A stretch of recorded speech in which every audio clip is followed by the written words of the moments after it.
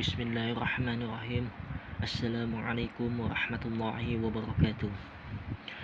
Alhamdulillahirabbil alamin wassalatu wassalamu ala mursalin wa ala alihi wa sahbihi ajmain amma ba'du.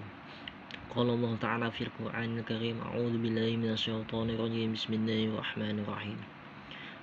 Alhamdulillahirabbil alamin. Puja dan puji syukur kita kehadiran Allah Subhanahu wa taala yang mana telah memberikan kita kenikmatan, baik itu kenikmatan jasmani dan rohani, sehingga kita bisa melaksanakan kuliah online walaupun keadaannya seperti ini, tapi tetap semangat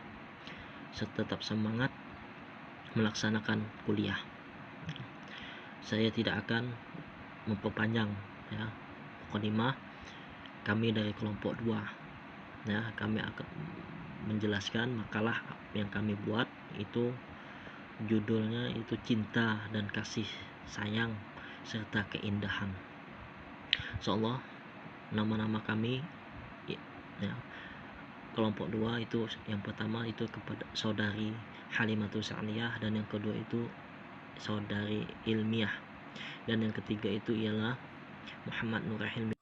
Baik, saya akan membahas yang A, yaitu manusia dan cinta kasih. 1. Cinta kasih. Cinta kasih merupakan paduan dua kata yang mengandung arti psikologi yang dalam, yaitu sesuatu yang sulit didefinisikan dengan rangkaian kata-kata. Mungkin cinta baru dapat dimengerti atau dirasakan bagi orang yang sudah atau sedang dirundung cinta. Cinta kasih merupakan karunia Allah Subhanahu wa taala kepada umatnya, manusia yang makhluk yang paling sempurna dan sebagai khalifahnya di muka bumi tercinta ini. Allah menjadikan cinta kasih antara suami istri sebagai bagian dari tanda-tanda kekuasaannya dan bukti. Cinta kasih adalah tanda kehidupan spiritual dalam akidah orang mukmin, dalam kehidupan saudara Islami, dalam agama, keluarga, kelompok, sosial, dan bangsa. Dalam kehidupan manusia, cinta menampakkan diri dalam berbagai bentuk. Dari seseorang mencintai dirinya, istrinya, anak-anaknya, hartanya, dan Tuhannya. Bentuk cinta ini melekat pada diri manusia. Potensi dan frekuensi berubah menurut situasi dan kondisi yang mempengaruhinya. Ada seseorang belum berkeluarga, cintanya kepada orang tua lebih kuat dan mesra. Tetapi setelah ia berkeluarga, cintanya akan terbagi antara istri dan anak-anaknya. Seperti dikatakan oleh filsuf al-Islami, yaitu Al-Kindi. Dia mengatakan bahwa jika bau bunga sedap malam dicampur dengan bau mawar, maka akan melahirkan bau baru yang bisa membangkitkan perasaan cinta dan bangga. Cinta dapat dilukiskan dengan memberi, bukan meminta, sebagai dorongan mulia untuk memintakan eksistensi dirinya atau aktualisasi dirinya kepada orang lain. Nah, selain dari cinta kasih, sebagaimana yang dijelaskan oleh saudari Halimatus Sa'diyah, terdapat bentuk-bentuk cinta lainnya, seperti cinta kepada Allah, cinta kepada Rasul atau Nabi Muhammad SAW, cinta orang tua, cinta diri, cinta kepada sama manusia, dan cinta seksual. Yang kedua, cinta kepada Allah. Puncak cinta manusia yang paling bening, jernih, dan spiritual ialah cintanya kepada Allah dan kerinduan kepadanya. Tidak hanya dalam sholat, pujian, dan doanya saja, tetapi juga dalam semua tindakan dan tingkah lakunya. Semua tingkah laku dan tindakannya ditujukan kepada Allah untuk mengharapkan penerimaan dan ridhonya. Allah berfirman, katakanlah, jika kamu benar-benar mencintai Allah, ikutilah aku, niscaya Allah mengasihi dan mengampuni dosa-dosamu. Allah Maha Pengampun lagi Maha Penyayang. Quran Surah Al-Imran ayat 31. Sabda Rasulullah SAW, cintailah Allah karena dialah yang memberikan nikmatnya kepadamu. Dan Allah mengancam orang yang menyibukkan diri mencintai sesuatu daripada mencintai Allah dan Rasulnya. Firman-Nya, katakanlah, jika ayah-ayahmu dan putra-putramu, saudara-saudaramu yang laki-laki, istri-istrimu dan keluargamu dari pihak ayah, kekayaan yang kamu peroleh, perdagangan yang kamu khawatirkan tidak akan laku, tempat kediaman yang kamu tempati atau sukai, jika semua itu lebih kamu cintai daripada Allah dan Rasulnya, daripada jihad di jalan Allah, maka tunggulah sampai Allah datang dengan perintahnya. Quran Surah At-Taubah ayat 24. Ibnu Qayyim dalam kitabnya Madariyus Shalihin juz 1 halaman 99 mengatakan, pokok ibadah adalah cinta kepada Allah. Bahkan mengkhususkan cinta hanya kepada Allah, tidak mencintai yang lain. Bersamaan mencintainya, ia mencintai sesuatu hanyalah karena Allah dan jalan Allah. Demikianlah jalan cinta, berawal dari perintah ilahi, berakhir dengan ketaatan imani. Yang ketiga, cinta kepada Rasul, yaitu Muhammad SAW. Cinta kepada Rasul yang diutus Allah sebagai rahmatan lil alamin untuk memberi petunjuk dan membersihkan hati manusia, mengajarkan Al-Quran dan kebijaksanaan. Dipilih sebagai penutup para nabi, menjadi Rasul bagi seluruh umat manusia, dan diturunkan kepadanya Al-Quran, kitab Allah yang abadi, dan pembenar kitab-kitabnya yang telah diturunkan sebelumnya. Menduduki peringkat kedua setelah cinta kepada Allah, karena Rasulullah merupakan ideal sempurna bagi manusia, baik dalam tingkah laku, moral, maupun berbagai sifat luhur lainnya. Sebagaimana dikemukakan Al-Quran, yaitu, dan sesungguhnya kamu benar-benar berbudi pekerti yang agung. Quran Surah Al-Qalam ayat 4. Yang keempat, yaitu cinta kepada orang tua. Ikatan keluarga dalam Islam dianggap sebagai pemula kelompok sosial. Keluarga terdiri dari orang tua dan anak-anak. Dan dalam hati orang tua tersebut bersemayam rasa cinta terhadap anak-anaknya yang tak pernah putus. Cinta tersebut adalah cahaya yang diberikan Tuhan kepada mereka. Cinta tersebut adalah cinta yang dibawa sejak lahir. Suatu bentuk cinta alami yang tak dapat dipadamkan oleh siapapun. Atas dasar alasan inilah, maka bukannya Tuhan memerintahkan agar orang tua menjaga kepentingan anak, melainkan memerintahkan agar anak menjaga kepentingan orang tua.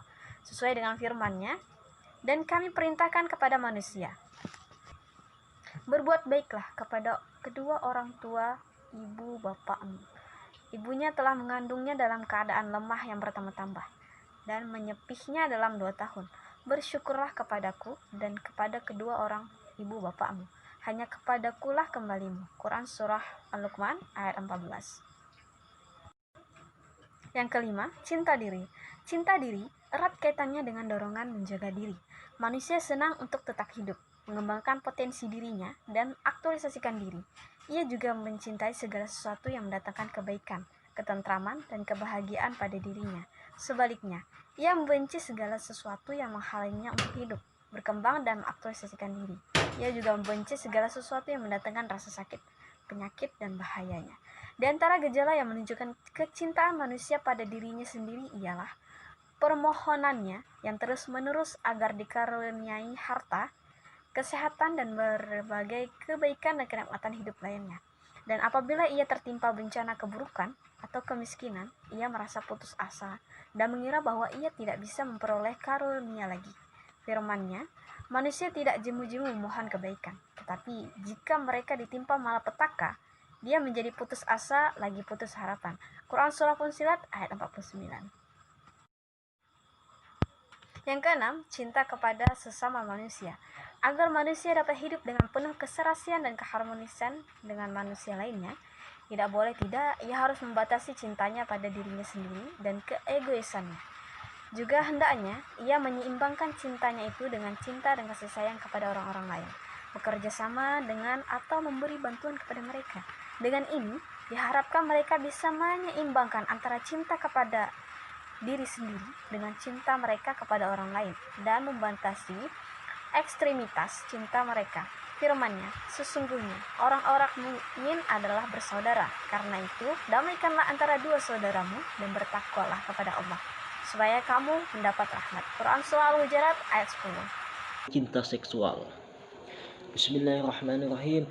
Cinta erat kaitannya dengan dorongan seksual, sebab dialah yang bekerja dalam melestarikan kasih sayang, keserasian, dan kerjasama antara suami dan istri, yang merupakan faktor yang primer bagi kelangsungan hidup keluarga. Quran dijelaskan. Quran Surah Al-Imran ayat 3-14 yang artinya, dijadikan indah pada pandangan manusia kecintaan kepada apa yang diingini wanita-wanita. Dorongan seksual melakukan suatu fungsi, yaitu melahirkan keturunan demi kelangsungan jenis. Lewat dorongan seksual terbentuk keluarga, dari keluarga terbentuk masyarakat dan bangsa. Dengan demikian bumi pun menjadi ramai, bangsa-bangsa saling mengenal kebudayaan, berkembang, dan ilmu pengetahuan dan industri menjadi maju. Firman Allah Subhanahu wa taala dijelaskan di dalam Al-Qur'an yang artinya, hai manusia, Sesungguhnya kami menciptakan kamu dari seorang laki-laki dan seorang perempuan dan menjadikan kamu berbangga-bangga dan bersuku-suku supaya kamu saling mengenal. Quran Surah Al-Hujurat ayat 49 sampai 13. Maksudnya Allah menciptakan ada laki-laki dan ada yang perempuan, ada yang berbangsa, ada yang berbangga-bangga, ada yang bersedih. Kebanyakan orang berbangga-bangga hidup di dunia. Sebab apa? Sebab mungkin dia bahagia, bangga dia hidup di dunia, ya, bangga dia hidup di dunia, berbangga-bangga dia, ya. Bersuku-suku, Allah menciptakan itu bersuku-suku. Sebab apa? Kita sebagai manusia, Allah menciptakan kita ini banyak bermacam-macam suku. Ada suku Banjar, ada suku Melayu, ada suku Bugis, ada suku Batak, ada suku Dayak dan lain sebagainya. Semua itu banyak, ya. Allah ciptakan sangat berbeda-beda suku-suku kita, ya. Dorongan seksual merupakan landasan membentuknya keluarga di mana suami istri sama-sama mendapatkan kedamaian hati sehingga timbul rasa tentram, aman dan damai, dan antara keduanya timbul perasaan cinta, kasih sayang dan rahmat yang mendorong tetap dipelihara kehidupan bersama dengan harmonis dan rasa tolong menolong. Kita masuk yaitu manusia dan keindahan. Makna keindahan itu pengertian keindahan, ya, maksudnya itu pengertian keindahan menurut Liang Gi dalam bukunya Garis Besar Estetik Filsafat Keindahan dalam bahasa Inggris itu diterjemahkan dengan beautiful, itu bahasa Inggrisnya. Prancis bio, Italia, dan Spanyol bello. Kata-kata itu berasal dari kata Latin belum. Akar kata adalah bomam yang berarti kebaikan, yang kemauan, mempunyai bentuk pengecilan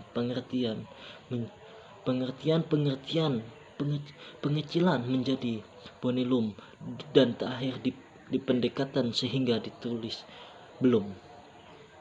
Menurut cukupnya orang yang membedakan antara keindahan sebagai suatu kualitas itu abstrak dan sebagai sebuah bentuk tertentu yang indah. Untuk membedakan ini dalam bahasa Inggris sering digunakan istilah keindahan, beauty, dan benda atau hal yang indah, they beautiful.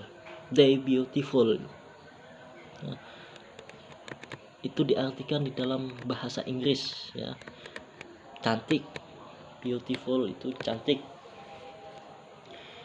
yaitu satu keindahan dalam arti luas, ya. Sebab banyak kita mengetahui makna daripada keindahan manusia itu, ya.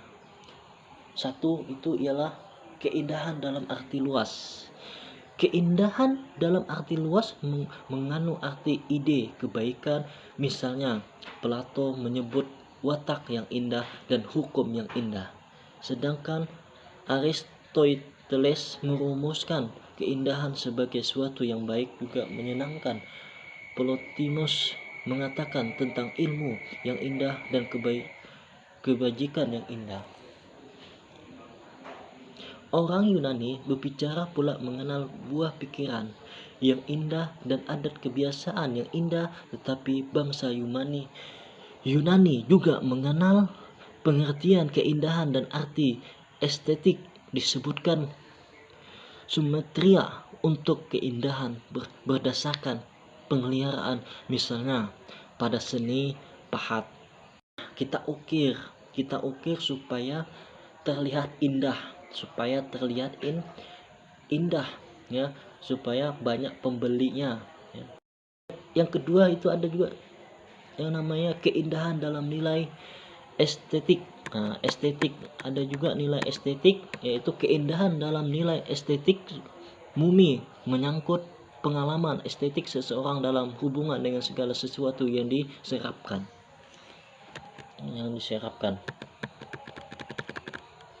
Itu yang kedua. Yang ketiga, keindahan dalam arti terbatas. Apa itu dalam arti terbatas? Itu keindahan dalam arti yang terbatas mempunyai arti yang telah disempitkan sehingga hanya menyangkut benda-benda yang dapat diserap dengan penglihatan, yakni berupa keindahan bentuk dan warna.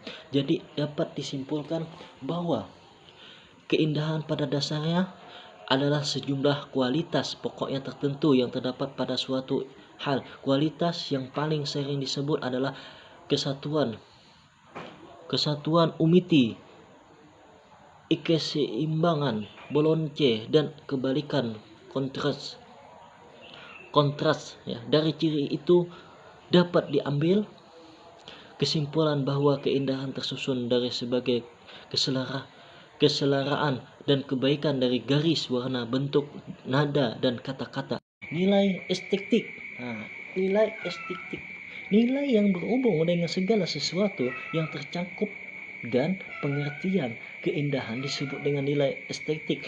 Timbul pertanyaan, apakah nilai estetik itu dalam Dictionary of Sociology and Related Science dijelaskan bahwa nilai estetik adalah kemanapun yang dianggap pada suatu benda yang dapat memuaskan keinginan manusia berupa sifat dan dari suatu benda yang menarik minat seorang maupun suatu kelompok.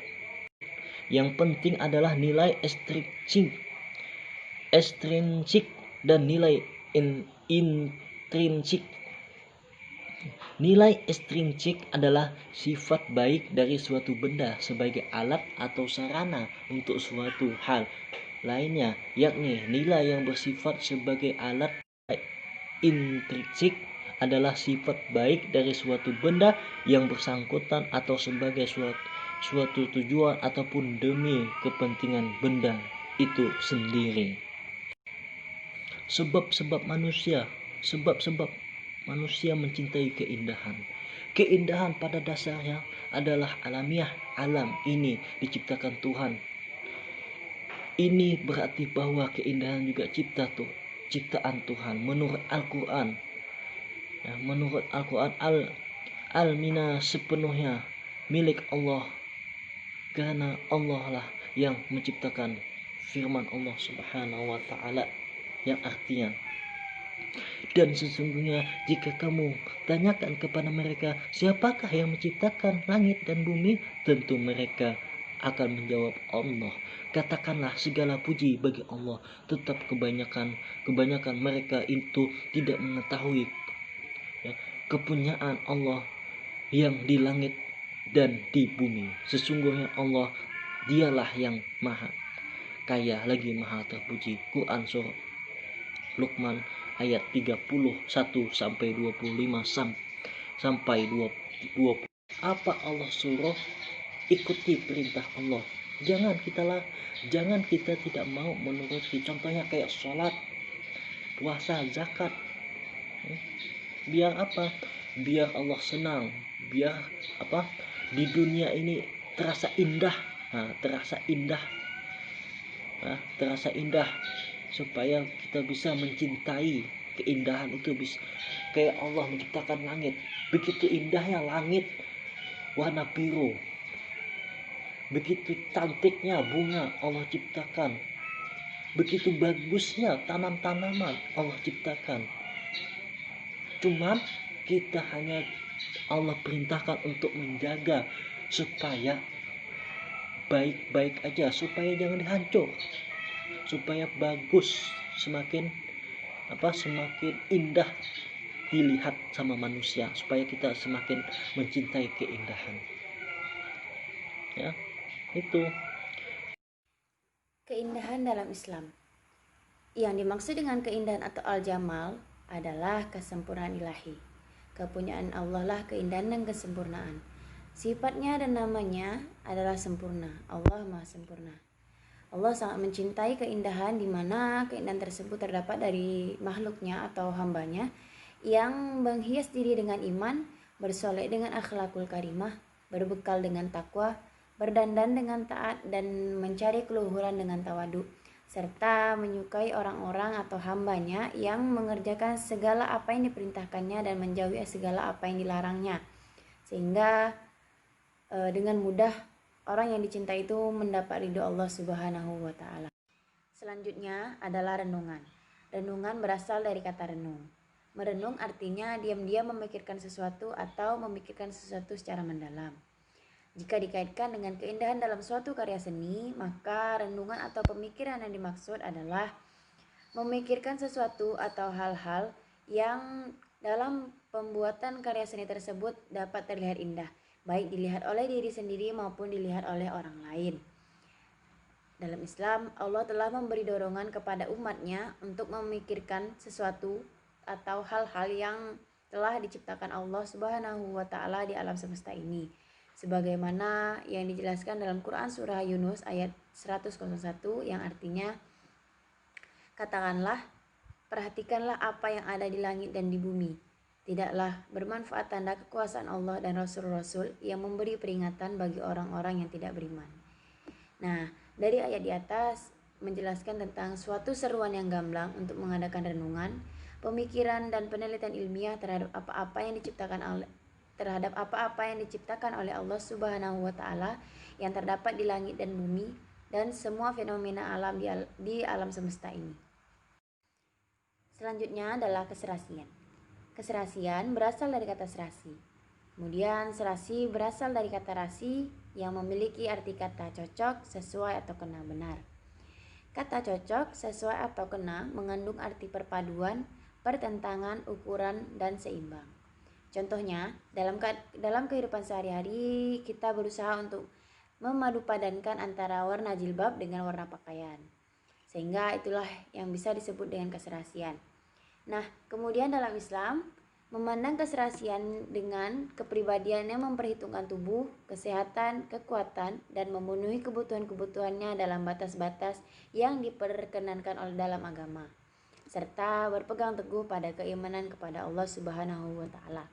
Contohnya, orang yang tidak menuruti hawa nafsunya, kemudian hidup dengan sederhana yang tidak berlebih-lebihan, di mana jika hidup sederhana yang berlebih-lebihan itu bertentangan dengan fitrah manusia yang memiliki kebutuhan yang tidak berkesudahan.